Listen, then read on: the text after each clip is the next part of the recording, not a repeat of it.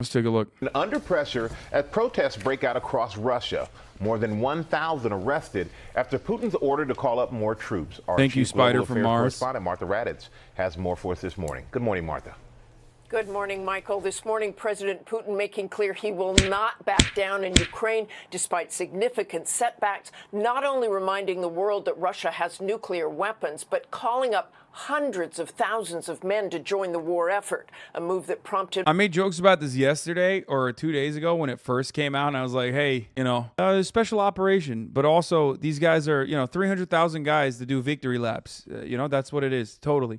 Everything is totally fine. It's not a war, totally not a war.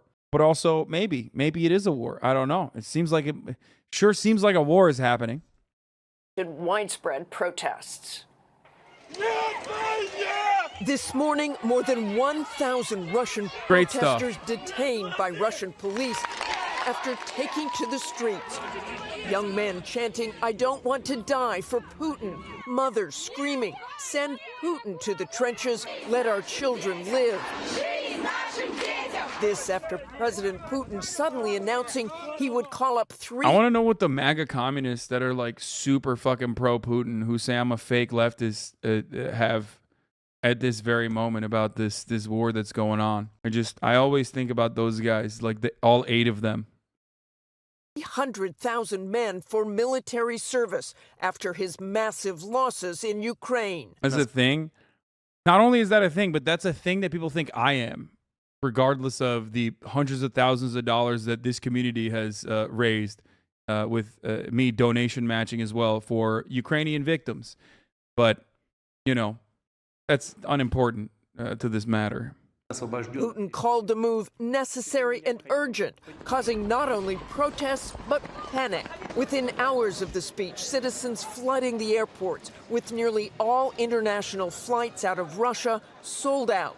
President Biden at the UN launching a blistering condemnation of Putin. President Putin has made overt nuclear threats against Europe. Now, Russia's calling up more soldiers to join the fight.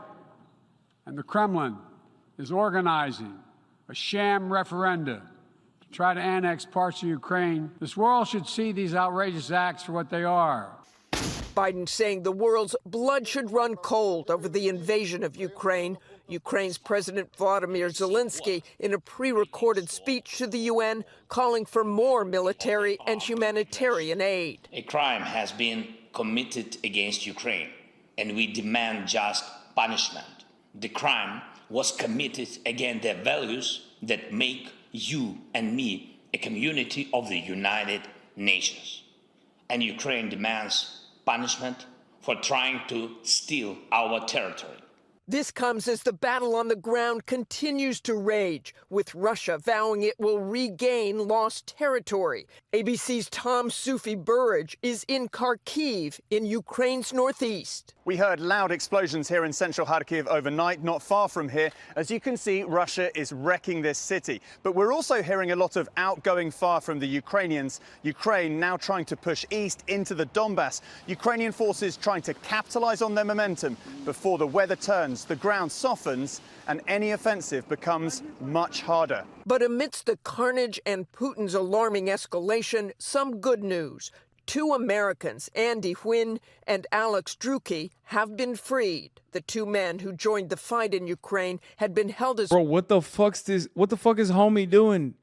I mean, this guy makes sense, right? Like, that looks like a classic hoorah guy.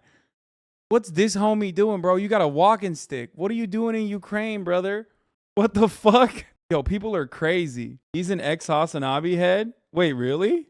No fucking shot, dude. You just made that up. I would love to hear his perspective. Prisoners of war by the Russians for more than 3 months, along with 8 other foreign prisoners. They were part of a prisoner exchange mediated by the Saudi crown prince. Druki's mother already in touch with her son. Alex said that he was in good spirits. He sounded good and strong, and it was just wonderful. Both Americans are expected to be home soon, but Ukraine's war with Russia is far from over. Michael? And without a doubt, Martha, thank you. And for more, let's bring in our contributor, former Defense and State Department official Steve Gagner. Steve, thank you for joining us this morning. And what do you make of these protests across Russia? What do they tell you about Putin's move to mobilize more troops? I mean, what do you think, man? It's like, kind of seems like it's unfavorable. I'm just going to go out on a limb and say people don't like it. I think. Like, very similar, not dissimilar to Vietnam. Yeah, Michael, up until now, the war in Ukraine has not affected the individual Russian citizen. It's been the Russian military goes to war and the Russian citizen goes to the mall. But this changes everything. Putin is asking a lot of the individual Russian person. Think about what the Vietnam War did to the social fabric in the U.S. when young men were asked to go fight for a war that they didn't believe in. That may be what we're seeing here in Russia. We'll need to watch it in the days and weeks to come to see how it affects not the Russian protests were small in comparison, though. Bro, look at what they're doing.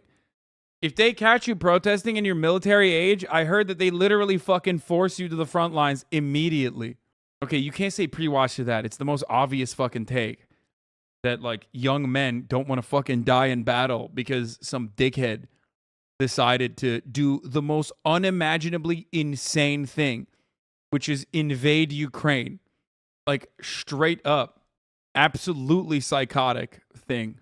Ukraine literally made all the men join the military? Yeah, because they were being invaded. The fuck? Yeah, dude. There's a bit of it. First of all, I don't even know if that's still the case. But, like, yeah, there's a difference between the country being invaded and the country doing the invasion. Donbass wants independence. How are they any different than Palestine? I don't think that, especially the Donbass region now, maybe is not the Palestine reference that you think it is. There were arguments that you could have made, but, you know, at this stage, it's not. First of all, they've been shelling. It's over. Like, the people that are there that were Ukrainian are gone.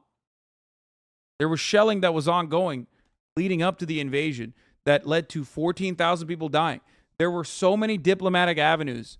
And also, as I have said time and time again, many missed opportunities on either side, regardless of who the aggressor was. Okay? And the aggressor was Russia, obviously. And what I'm referencing, of course, is the Minsk agreements. That would have been a far more favorable circumstance. A far more favorable circumstance for everyone involved and all the lives that were lost. However, at this stage, Ukraine has taken back territory that Russia took that moved even beyond the original LPR, DPR territory that they were slated to annex. Not only that, but at the time, as I said, they literally destroyed like complete diplomatic opportunities or even like any sort of serious fucking election, like a real election that could have taken place when they took over areas where there were more favorable opinions to Russia. Because as we've talked about before, there are many studies that have been conducted. The further east you go in Ukraine, the more pro-Russia the sentiment becomes. But that's all done. It's done now. With the exception of areas that have been cleansed, basically, of Ukrainian people and the Ukrainian population, all of these places are completely fucking destroyed and are entirely, if allowed to be repopulated by Ukrainians, are going to never, ever want to have anything to do with Russia ever again. Also, the Azovstal defenders, including Azov commanders, have been released yesterday. I thought, wait, what? Really? I did not even know that. Not only support for the war, but for support for Putin personally. Yeah, that's a pretty good comparison there. And he's calling up hundreds of thousands of more men, but you say it's unclear what kind of difference it will make. Yeah, Michael, these are going to be, at best, conscripts, people who have served in the past, have had no follow-on training, but it's probably going to be just pulling people, any able-bodied military-age man off the street who can fog a mirror. And so don't expect any better performance out of a Russian military that has systemic flaws and has deep corruption. So I think in a lot of ways these troops are just going to be cannon fodder that Putin may be able to use sometime in the early spring. Steve Gagner, thank you as always. Hi, everyone.